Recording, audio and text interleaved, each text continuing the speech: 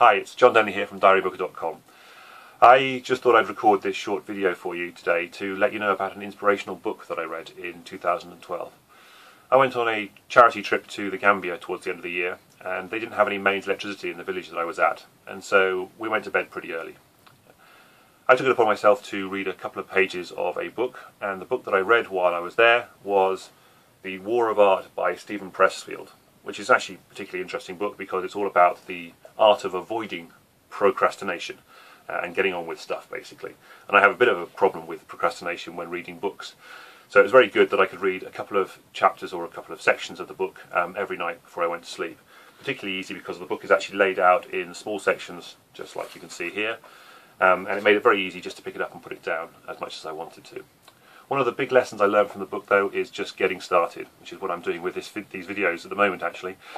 But somebody told me a couple of years ago, and something I never actually implemented until I read the book and found out why I wasn't implementing it, which was to say, if you can just set aside 5 minutes to get started on a project that you've been putting off for a while, and then just let it go and see what happens. And it's amazing what can happen if you just set aside 5 minutes to get started on something and then see what happens after that.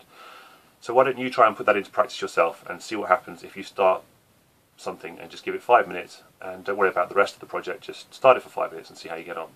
In the meantime, why don't you leave me a comment below and tell me about something that you found inspirational in 2012, and I'll be very interested to find out what it was that you found that was so inspirational about 2012. Thanks so much indeed.